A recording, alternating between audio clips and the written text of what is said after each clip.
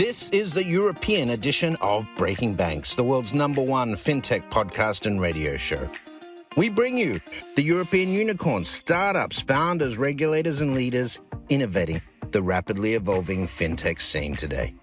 A truly localized podcast with both English and local language content, with some of the world's most well-known hosts and influencers in the fintech sector globally.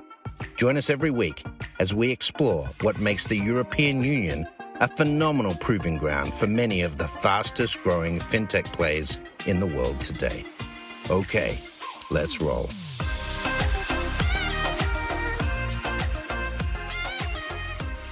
Hello and welcome to episode number 20 of Breaking Banks Europe. I'm your host, Ajit Tripathi, here, and with me, I have Hart Lambur, who is an ex-Goldman Sachs founder of a DeFi protocol called UMA or UMA protocol, obviously a much prettier name. And Hart has built some of the coolest things in DeFi. And with me, I also have Marc Zeller. Marc Zeller is currently at Aave as the head of developer relations, and he's one of the best known developer evangelists in the whole space, and he's also been instrumental in the success of the Ave protocol, along with a number of other protocols in the community. He's also extremely well known in France and for his French charts on Twitter, which describe how to make money in DeFi. And if you're not following him, you should look at the French charts. So on that happy note, we'll get started. And today's topic is the new directions in DeFi. Now, the fact is, DeFi is barely 4 years old. So what could possibly be new? So Hart, first of all, welcome. What's going on? Where are we at in DeFi? Can you give us a historical perspective, given that you've been around forever? Sure. I don't think DeFi's even been around for 4 years, Ajit. I think it's been, substantially less than that. I think the term came in maybe end of 2019, maybe. There were a period where I remember the fight between open finance and DeFi, and I was in the decentralized finance camp. The term is new. The term is new, and I think so we want the history of where we got to. I'll give you my philosophical take on it, and then you and Marc can rip it apart. But my philosophical take is that the history of financial products and services in traditional finance is the history of legal innovations. Because basically every financial product and service in traditional finance is a legal contract. Insurance and derivatives are very clearly legal contracts, and their enforcement mechanism is legal recourse. And so let's say that the legal system, and as it currently is known, has been around for 150, 200 years, call it. DeFi represents an entirely different way of enforcing contracts. That's my take on it. And instead of enforcing contracts with legal recourse and identity, you're enforcing contracts with economic incentives alone. And in order to do that, we needed digital money. And we needed a smart contract blockchain system. And so those things came together, and then people started toying around with how do we build financial products and services that are actually not enforced by some legal contract, but are instead enforced by economic incentives alone. And that's how we came about building all this DeFi shit. And I think that is ludicrously cool, to invent a new contracting system. And I think that DeFi started with trying to recreate some of the things that exist in traditional finance, like lending, like exchange, like trading. And now if we're going to talk about new directions in DeFi, I think it's time for us to start inventing some new shit that doesn't exist in traditional finance. I'll stop talking about. And Marc, what's your perspective coming from the depths of the degen world? The first thing is that I would completely agree with what Hart said, which is not fun because it's always more fun to fight a little during this kind of exercise, but not right now at least. And I will add to it that decentralized finance basically created and in the sense that it created the product market fit for the first cryptocurrencies.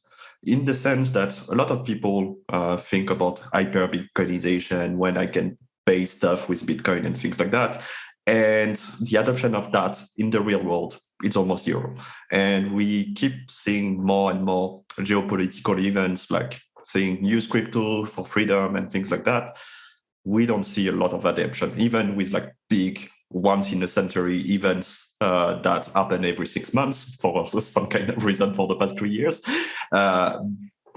But decentralized finance created an infrastructure and an ecosystem for non-speculative crypto assets, such as stablecoins. They can be decentralized or centralized. Decentralized, such as DAI, RAI, and the other like this, or centralized like USDC, and basically created this ecosystem where you can have an actual decentralized finance that exists, and actors that came into the crypto asset world without any kind of speculation at all.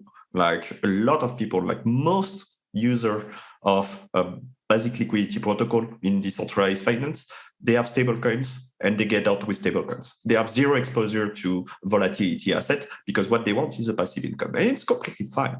And that's something new. And just to finish on that part, what is important and what is limiting right now is the infrastructure. So DeFi reached the product market fit.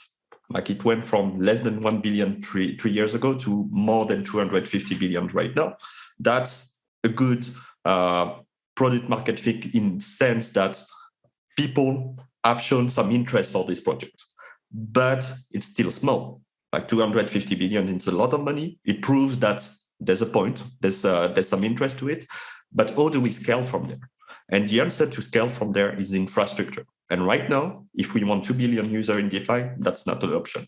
No network out there, no VC chain with 1,000 transactions per milliseconds or whatever can handle 2 billion people right now. And that's a fact.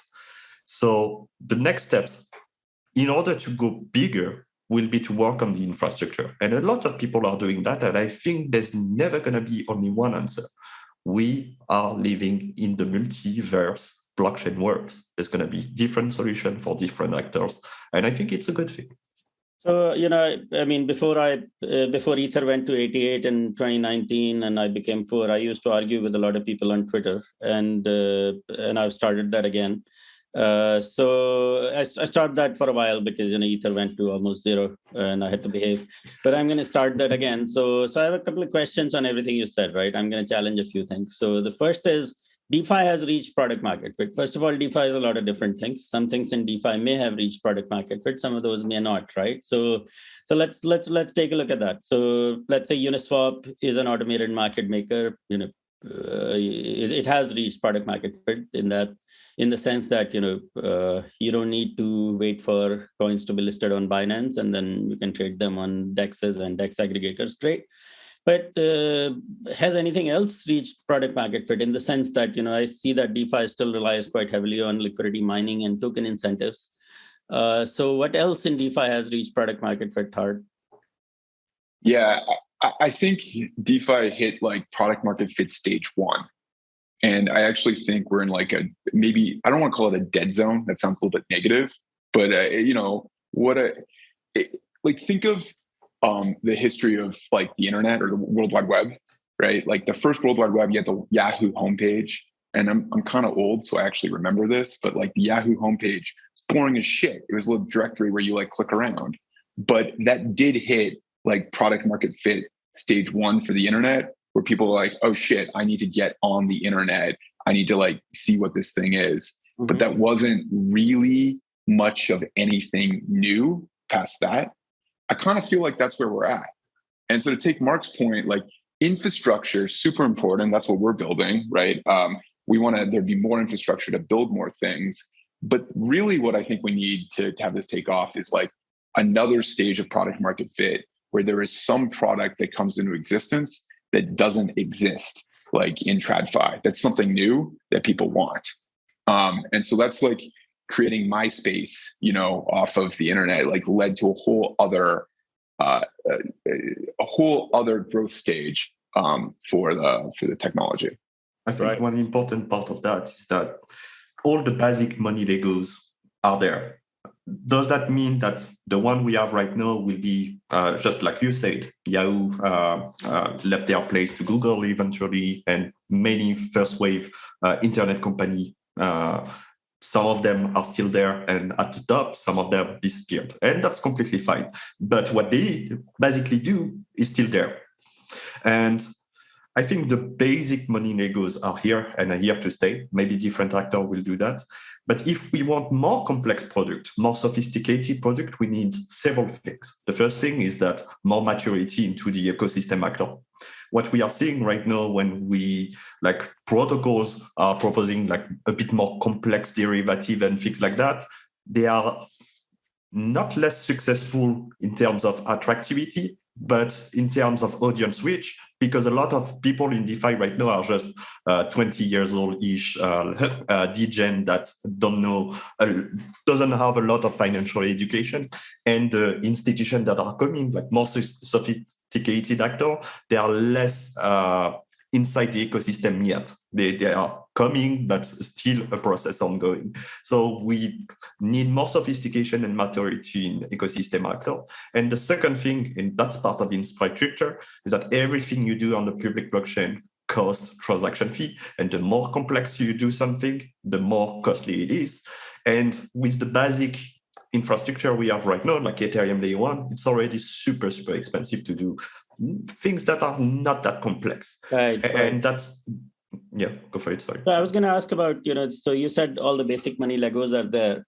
And I guess most of them, I'm sure there are, quite a few are there, especially now that we are seeing structuring products come online. And we're going to talk about that in detail later. But the underlying infrastructure of blockchains itself is, and you're starting to talk about that, is actually pretty brittle, as in, so a lot of devs are writing smart contracts in Solidity. These contracts are getting, have major security issues all the time. And I'm not fudding DeFi. I actually, work in DeFi. And then, there are gas fees issues. The bridges between blockchains are not very secure. So that, is the tech really ready for DeFi to scale? And I don't mean the smart contracts. I mean the layer underneath the smart contracts, the actual blockchains, right? Where are we at on that? So I think Mark's part is that like we need more infrastructure. I think we're getting there. There's like a lot of stuff happening. I want to like disagree with Mark on some things here. So we'll find some stuff to disagree with at some point. We love that part. But let's do it now. We love disagreeing. But Ajit, like you're right. We've got all this stuff happening in terms of scaling, but like the layer 2s right now still have like centralized sequencers and like all this other stuff. That's like we're getting there, but we're not there yet.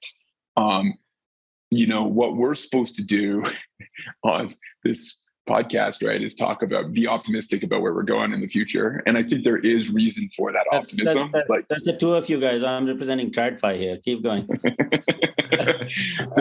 There is reason for some optimism that like this technology work that people have been working on for the last 5 years is bearing fruit right now with like layer 2s and these alternative blockchains and all this other stuff. But to your point, there are massive holes that I think the industry doesn't even talk about. And, I'll give you maybe something more controversial that maybe Mark will yell at me about, but there's sort of one narrative that TradFi is going to adopt DeFi rails to do a bunch of their business, right? And I think we are so far away from that. I think we are so far away from traditional finance actually using DeFi because there are big questions, not only on the technology side, but also on the kind of like, I don't want to say regulatory, but just like incompatibilities with the way DeFi works in the traditional system. And one of those mainly, I think, would be like this concept of recourse. Like in TradFi, if something goes wrong, you know who people are and you can go like knock on their door and be like, give me my money back, or like that's wrong. And you have a legal recourse to recoup things. In DeFi, you don't have that. Shit does break way more than it's supposed to. And there is no concept of recourse. So I think we are a long way off from traditional finance actually being able to use that infrastructure. But there's my controversial statement. Well, finally, we disagree. So not totally disagree in the sense that it's not mature yet, but there's actually quite a few interesting pieces allowing that and allowing to go that path that are already there and are still being built. The first thing is that more and more institutions are looking in DeFi, and the two main projects around that are Compound Treasury and Ave Arc. And there's actual institution using Ave Arc today with actual deposit. It's still small, but it's something that is growing. You have real-world assets that are coming and already exist in Aave with Centrifuge, with MakerDAO, with Centrifuge as well. There's more and more projects like that. And I think in the future, I don't think in the next 2 to 3 years, you will see a lot of things happen with this on Ethereum mainnet. But I'm completely confident you will have private-ish layer 2s on top of mainnet, or private-ish subnet on Avalanche, or private to layer 2 on top of polygons that will basically anchor on mainnet. And that's a solution that is kind of an answer. Like when I entered the blockchain space like a few years ago, a lot of people were debating in traditional world between private blockchain and public blockchain. And I think private blockchain are dead. Like, I don't know if R3 is still alive, but if they are, good for them. But I think most people have understood that no, public blockchain are here to stay, but how do you plug yourself into a public blockchain and at what condition? And when you have whitelist module, when you have the option to have private-ish layers on top of public layers, that makes sense as a pathway for this kind of actors. Can I want to understand, because I actually think this is kind of cool, and I think Ave Arc is really interesting, but I got questions here. So the way I understand Ave Arc, right, is like it's basically a fork of Aave that's whitelisted, where all the counterparties know who they are for borrowing and lending, right? And you don't know right. You don't know your counterparty, but all the counterparties are known. Okay, cool. So you don't know your counterparty, but all the counterparties are known, which means there is a concept of recourse now, where something goes wrong on Ave Arc. No, it means there is a concept of identity. Doesn't mean there is a concept of recourse, right? So recourse comes from legal contracts in the sense that if I lend to you and then there is a legal contract against which I'm lending and I'm saying, look, if you default, then I'll take your house, or send my goons to your place to break some legs. That's recourse. But in this case, there is identity, but there isn't necessarily recourse. Well, I'd argue, Ajit, if you know people, you can sue them. So there is recourse. Like once you know who somebody is, depends on what they do, right? So I think Ajit is very conservative here. Ajit is very conservative here. I know Ajit, and I think he is the smart one saying things that way. But if you know people, some things can happen. But that's not something that is completely automatic. Yeah. Okay. Yeah. So just like at a high level, though, all I'm arguing is that once you know who people are, you can go back and like I can write you a lawsuit now and. It's certainly in the US where you can sue anybody for everything, right? Yeah, so, right. So if let's say one of the participants launches an exploit and, because that it's who did it, sure, you can sue them, right? Yes, in certain circumstances, there is recourse, yes. Yeah, or I mean, think about it from like a regulatory perspective, like the US government could decide that one of these people is a bad actor, is breaking, sanctions or something, and they can go and sue them. That's right. Roman Abramovich. Yeah, exactly. So you got like Ave Arc in this world where there is identity, and then you've got Aave, right? Normal Aave, where there is no identity. Everything is pseudo-anonymous. Mm-hmm. And then I can see those two universes actually having, like, to take the Aave example, they could have very different rates, right? Like all the borrowing and lending rates could be very different. Mm-hmm. And then in theory, there is, like, I look at this as a very pure way of thinking about the bridge between TradFi and DeFi. So you have like TradFi with identity, and you have DeFi, and you might have this like arbitrage between the two. And then my question is, what is the space in the current like world where the person that can fit in both worlds? Because and if there are enough people that can fit in both worlds to arbitrage those both worlds, I think you built a bridge between them. But if there aren't enough people that could have a foot in both systems, then I'm less convinced that, we have that bridge today. Yeah. So Mark, why don't you take that, because I'm supposed to be the host. Well, the only thing I know about DeFi and economics in general is that if there's money to be made, actors will pop out. If there's actually an arbitrage, like let's say you can make 6% out of your USDC on ARC and only 4% to borrow that USDC on the permissionless Aave, you will find people borrowing on the DeFi side to the ARC side. And there's actually quite a lot of actors out there that can fit on both worlds, that have both worlds within their comfort zone. Some actors can only access one part and some actors only the other parts, but there's always actors that can fit on both ways. And if there's arbitrage opportunity, markets love equilibrium. I agree that markets love equilibrium. Yeah, Ajit, go, sorry. We're going down the rabbit hole, and our audience might be wondering what these guys are talking about.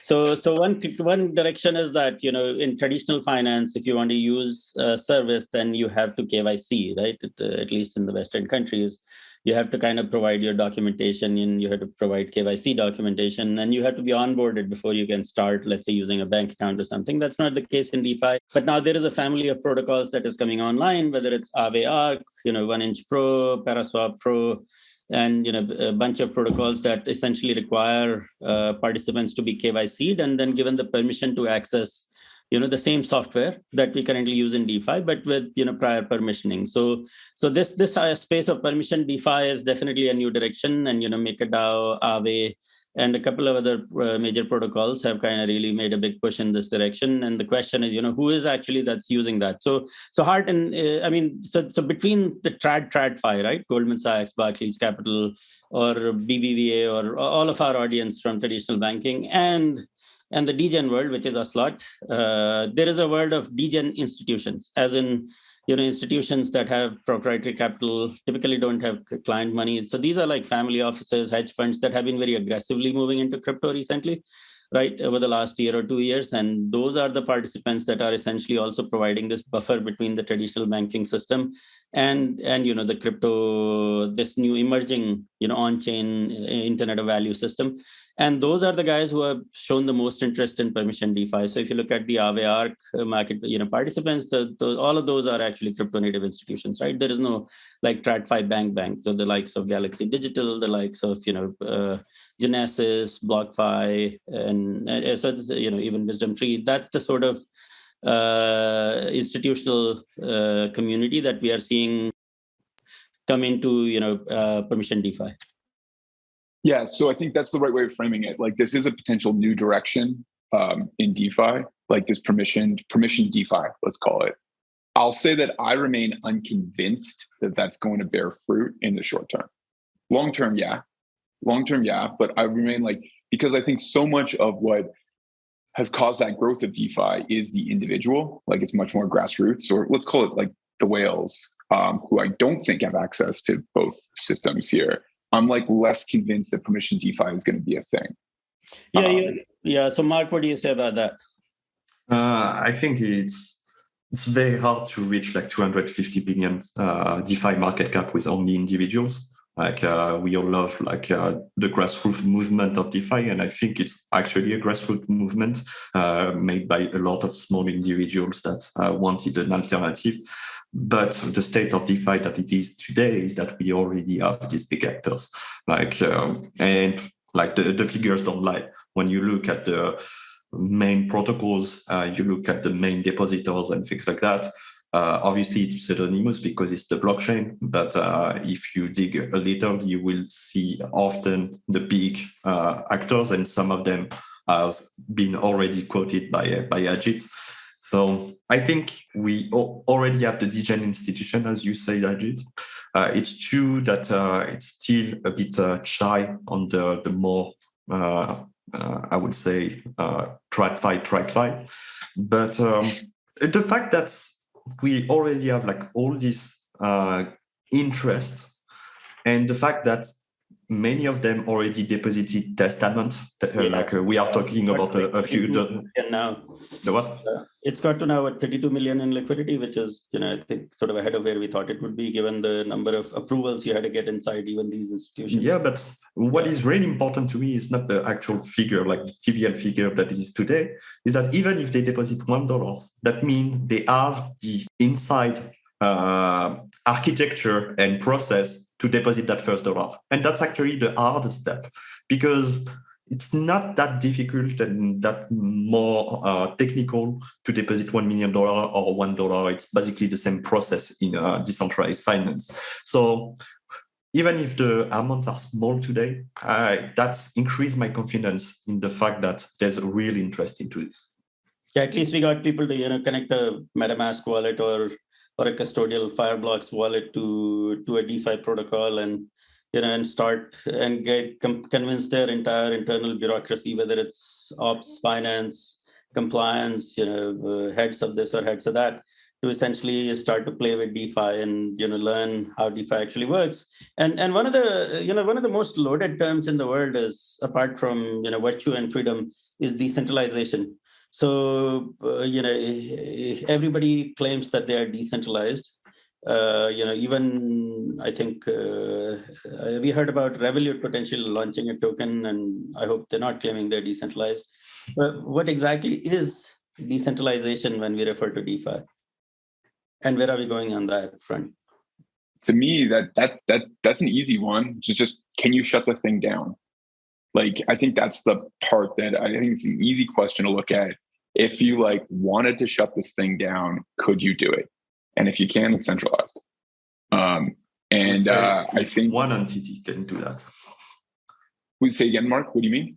Yeah, I completely agree. If it's only one entity that can do that, if there's the whole community and the governance that want to shut things down, that's still decentralized to my book. I agree with that. Like, if the MakerDAO community voted to shut down MakerDAO or whatever, yes, I would still call that decentralized. And maybe there's a little bit of a spectrum here too. It's but basically we got the same kind of idea here. And so right now, let's take the layer 2 projects right now, where they actually are running these centralized sequencers. No fault of theirs. I'm not knocking them. I'm a very big fan of these projects. But right now they are pseudo-centralized because there is one thing that could get taken down. And they are actively working towards a path where that wouldn't happen.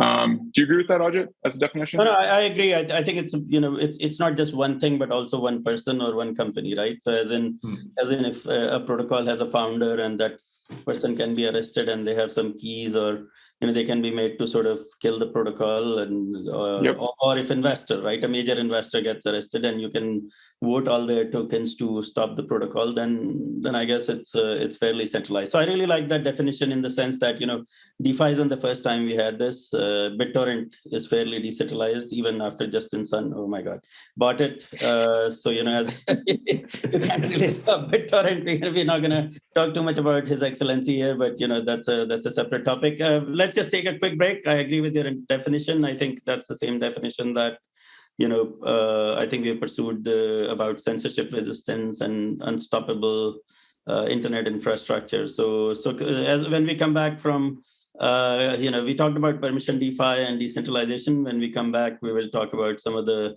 more interesting things in financial engineering, and all the TradFi talent starting to build, which includes our guest Hart.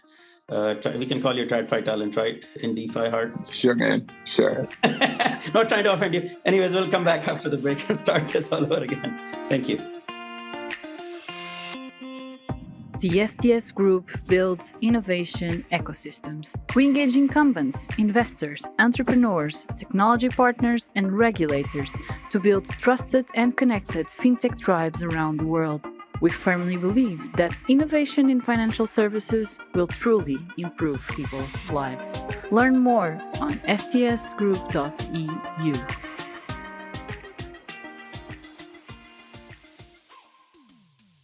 All right, welcome back to episode 120 of Breaking Banks Europe. Today we are talking about new directions in DeFi, and we have some spicy debates to entertain you.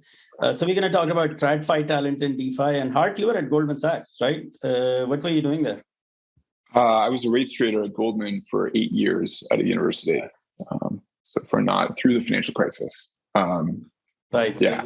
That's an anime redemption arc. Yeah. So, you did that. No, it was. That's basically Sasuke from Naruto. It wasn't mortgages, right? So just to be clear, not a credit trader or something, okay. Anyways, so we're talking about TradFi talent coming into DeFi, right? So I currently advise Polygon, and we get a very steady stream of CVs from TradFi every single day saying they want to work in DeFi and they want to start a DeFi protocol. So what's really going on there? And so Hart, you've been creating some very interesting things. How do you see that impacting DeFi? Well, yeah, let's talk about just the talent arc there too, and just the job search, right? And in general,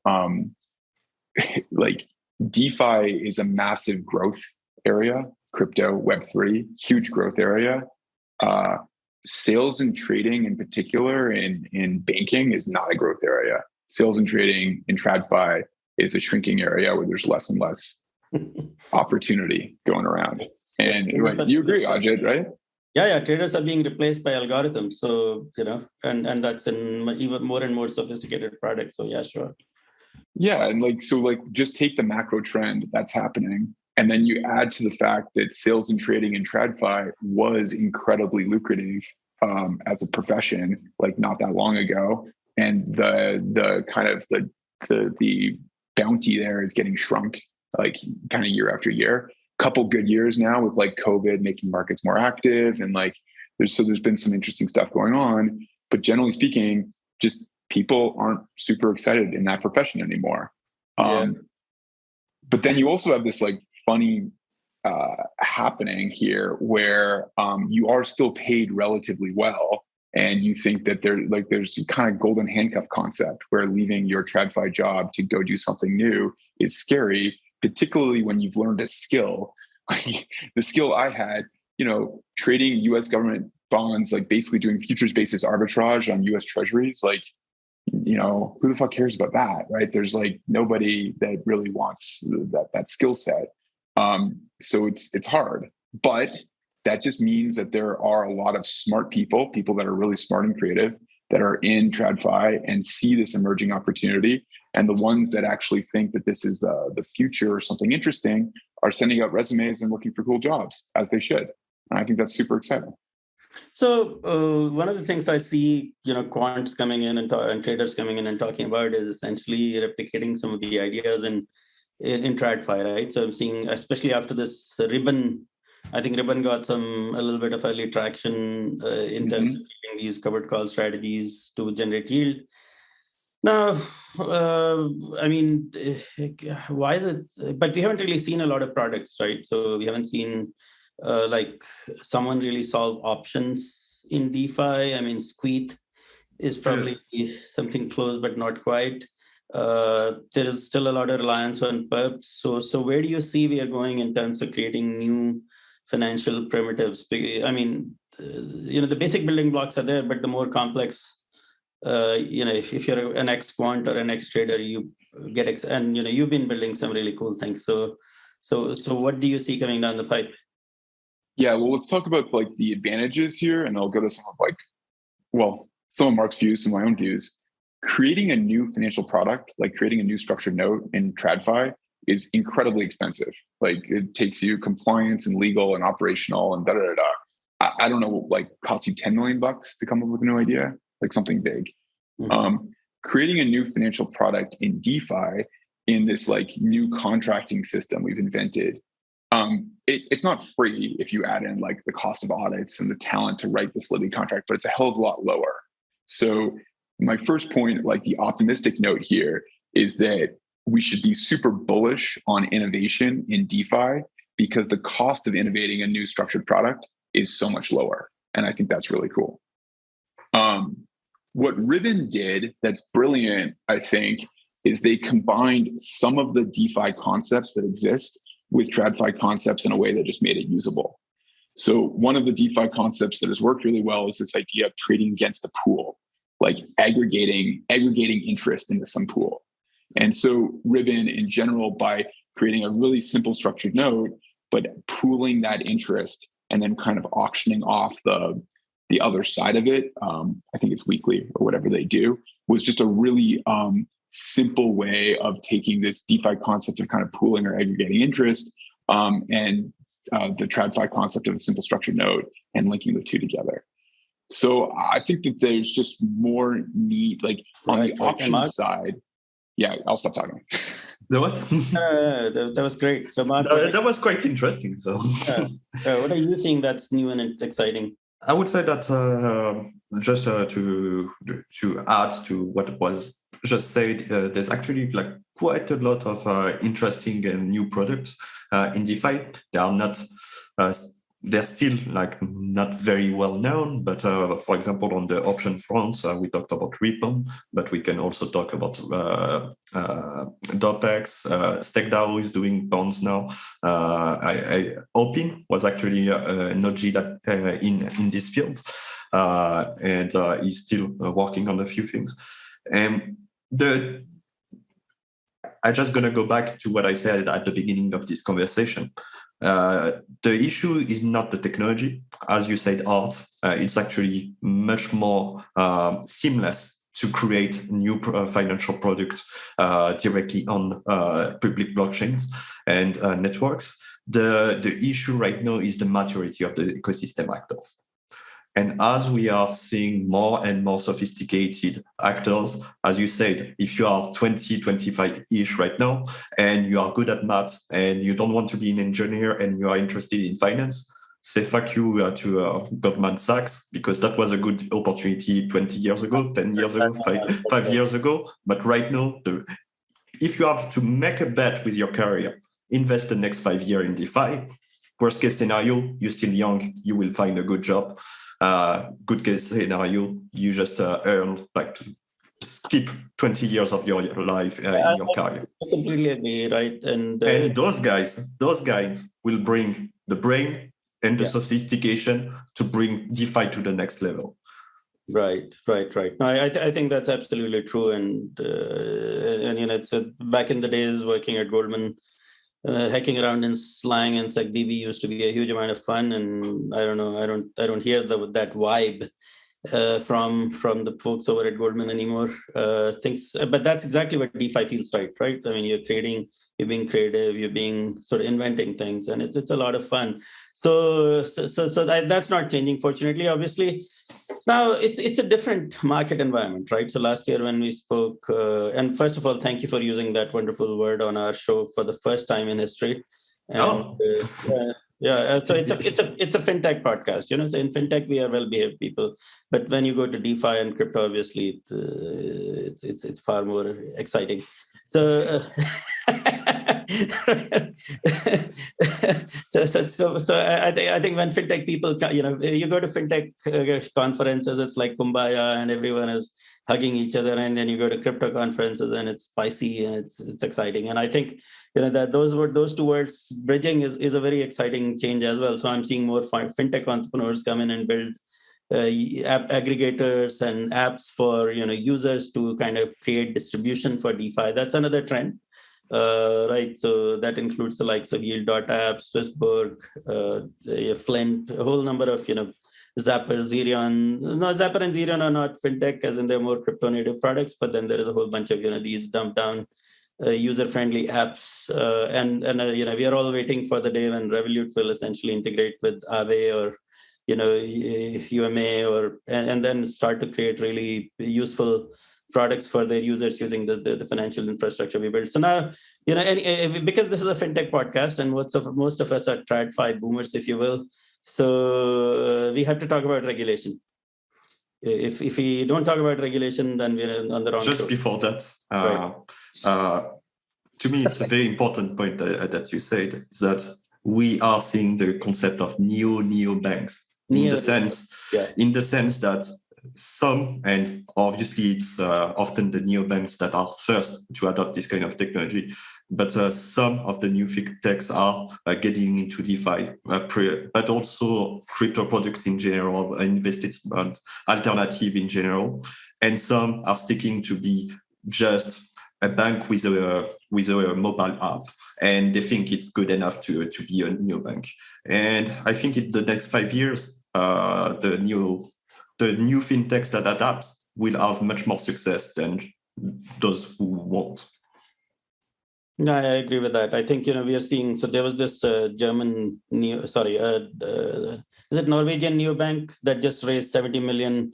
And Monzo started talking about a crypto strategy. I think Kobe wrote a paper for them. So Monzo, are the neobank that actively block transfers to Binance, and you still can't do that from Revolut, even though Revolut are support crypto trading for retail users and are potentially going to launch a token according to the news. But so there has been this and I was talking to the CEO of Starling once upon a time saying, hey, what about crypto, right? So and at that point was this isn't a thing.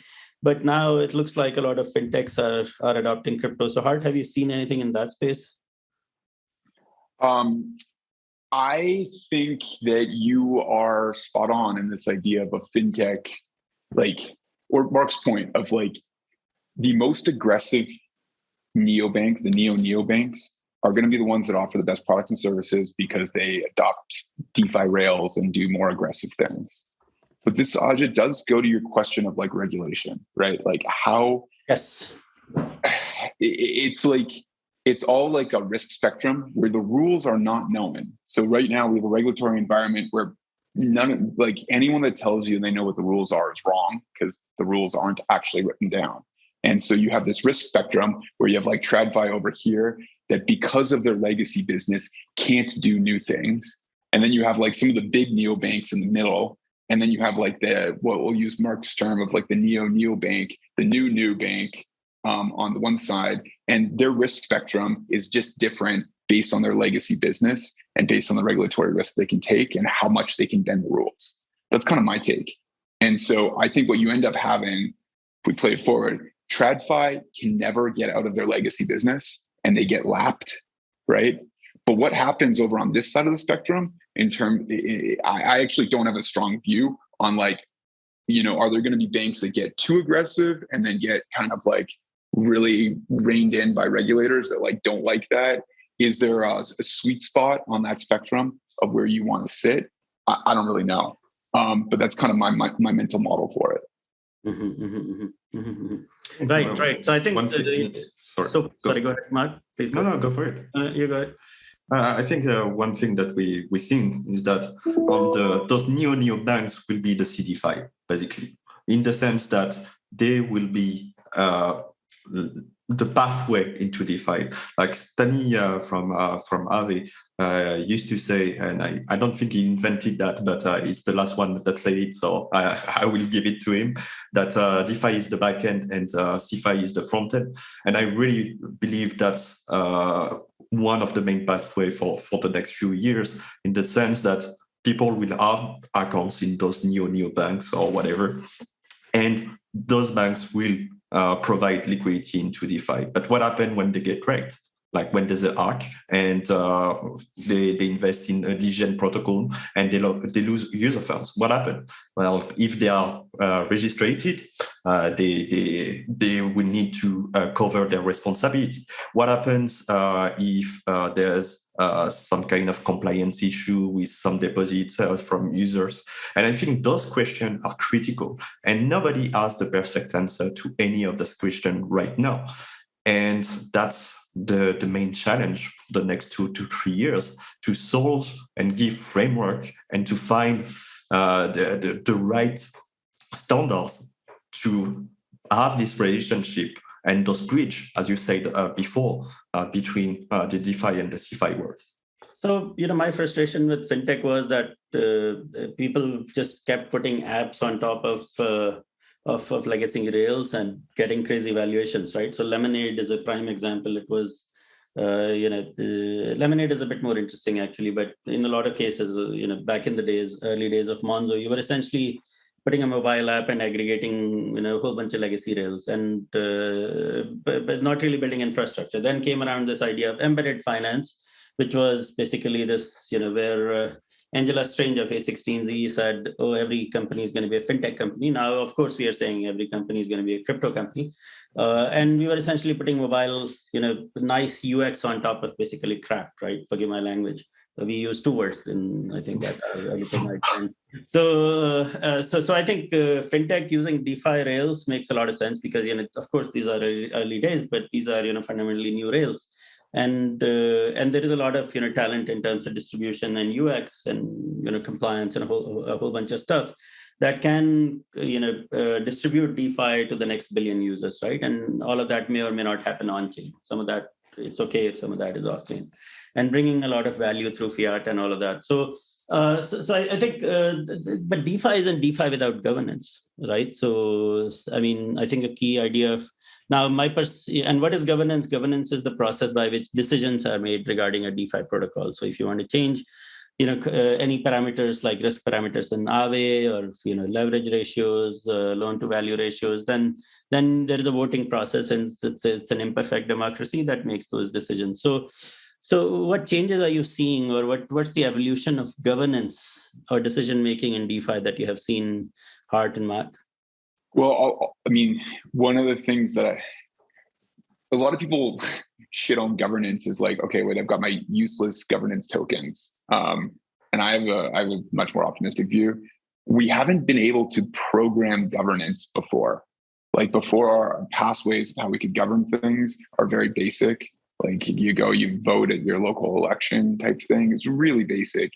But we suddenly now have turned governance into software that is infinitely programmable. And I think the design space here is really huge. So in terms of what I'm super excited about is like, how do we optimize our governance structures? Like, for example, I don't think it makes sense for every Aave token holder to vote on risk parameters because most of them don't know what the hell they should vote on, right? But the idea of having electing a committee that has some skin in the game, that actually sets those parameters, that's still decentralized, that seems really interesting. And then I think there's all sorts of other incentive structures we can build off this. Right.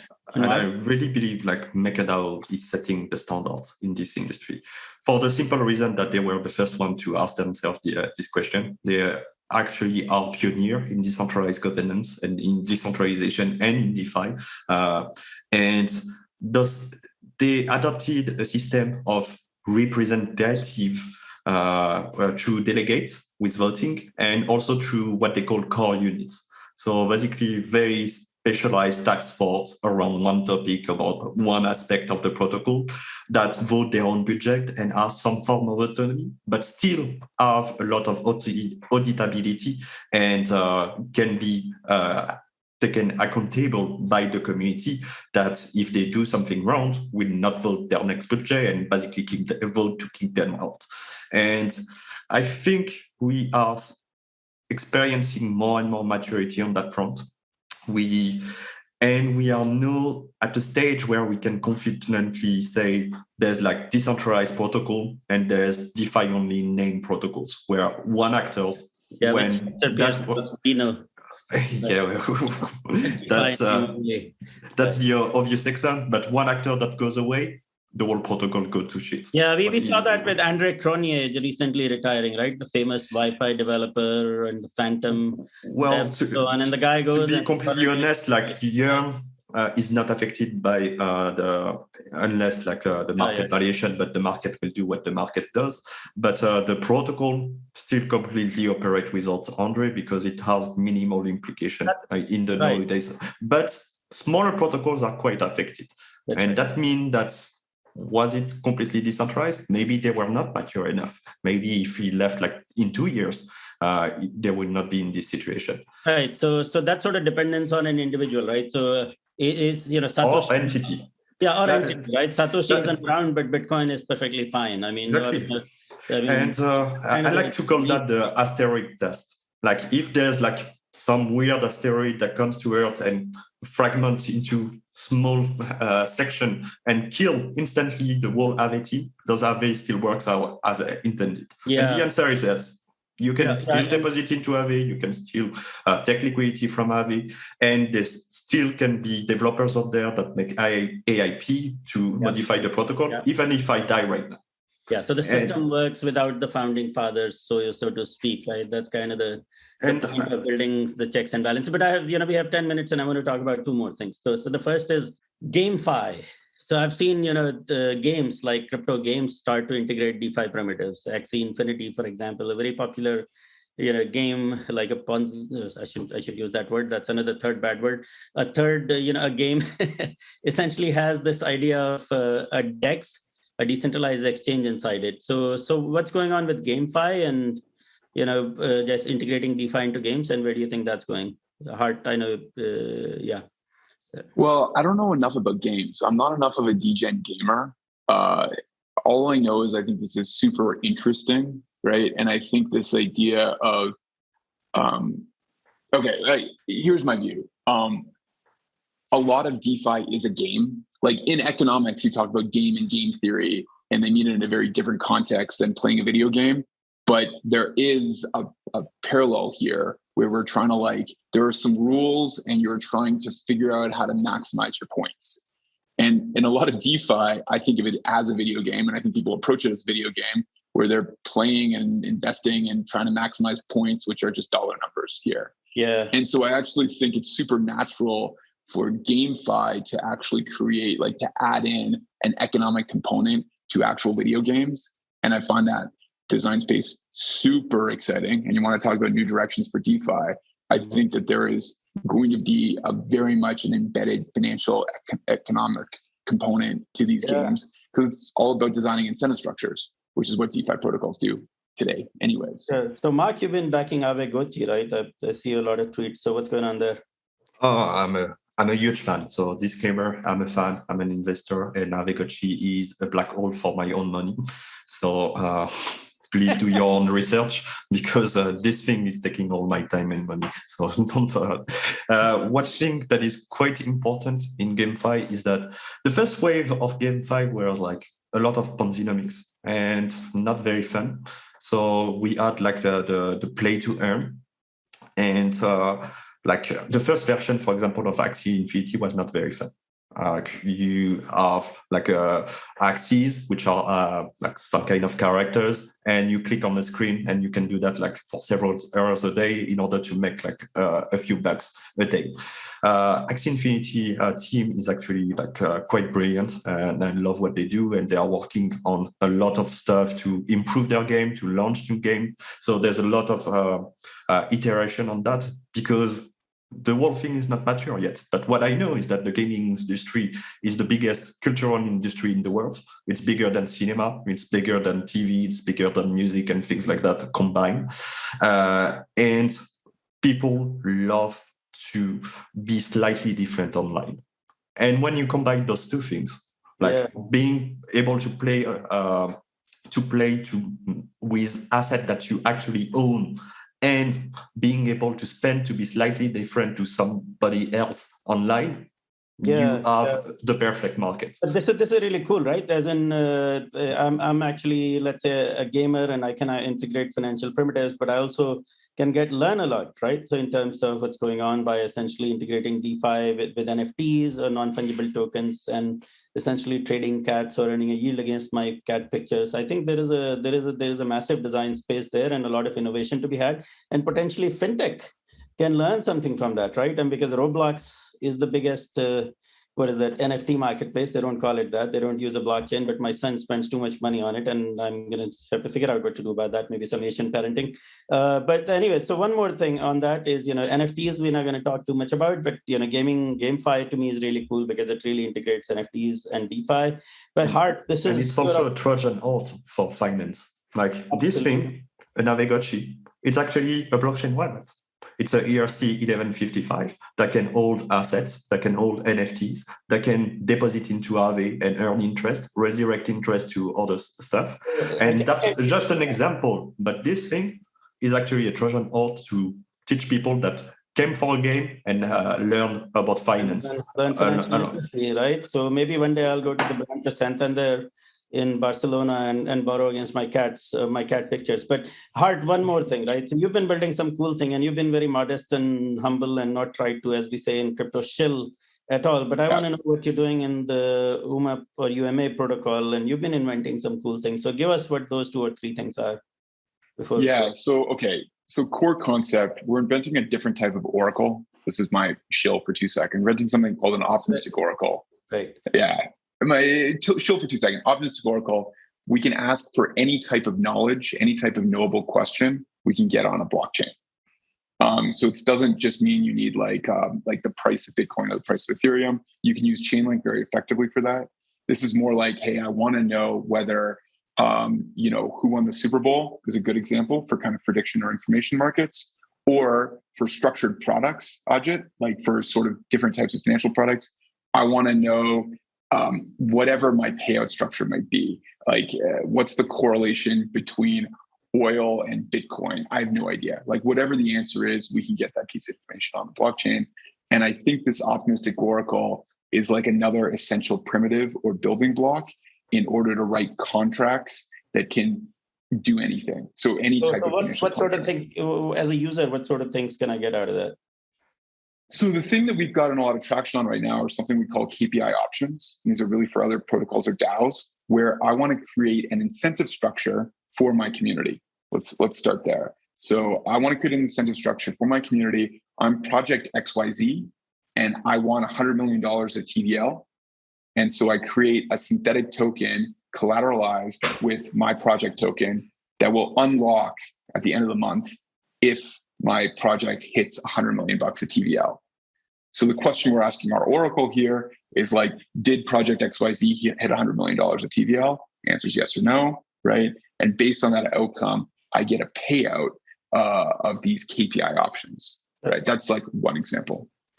Yeah, so we have kind of run out of time. Hart, that's fantastic, and Marc, thank you for sharing your insights. And I think we should share French charts with our audience, because they will deliver a lot more return than anything I've seen in TradFi. Right, hedge funds are losing 30% or 30-40% in the stock market, and French charts are still making 20%. So and in a sensible way, with in ways that makes financial sense. So, but I think, look, if the key to message to our audience is that if you're in the space, if you're in fintech and you're looking to do something more than wrapping things in an app, you have to be looking at DeFi, right? All of the innovation, all of the invention right now is massively in DeFi, and it's the space of huge creativity. So if you're hearing any other noise about DeFi, I think you're kind of missing the point. This is the space of invention. And you're very welcome to join it. And you can reach. So where can our guests reach you, Hart? What's the best way to find you, and Marc? Yeah, on Twitter, I'm Hal2001. And Ajit, let's underscore that. Like, I think we all agree that if you're in TradFi or FinTech and you're not seriously considering moving to DeFi, I mean, what are you? Not going to make it. You're not going to make it. NGMI. Well, I would go further. Like, take risk $100. Like, put that into a wallet you can control. Go to a cheap chain where the transaction fee are not quite expensive. Like Polygon is a great example, for example, because you have most of the DeFi protocols that are there. And even if you lose all your money in the Ponzi, what you will learn, I can guarantee, is worth a lot more than $100. Absolutely. I completely agree. And one last thing that I've seen, and we'll make a whole new episode about it, is one of the largest, at least 2 or 3 of the largest banks in the world, especially investment banks, looking to come away from private chains to public chains. And, I don't want to leak too much alpha here, but that's a big deal. And we'll talk about that in a follow-up episode about DeFi in the very near future. You'll be surprised by what you learn there. Thank you so much to our guests, Hart and Marc. You guys are true OGs, and a credit to both TradFi and DeFi, if I may so say in my British English. And thank you for joining us. And thank you to our producer, Renata, and thank you to all our guests. And let's make good shit happen. Oh, that's the 4th word for today. All right. Have a good one.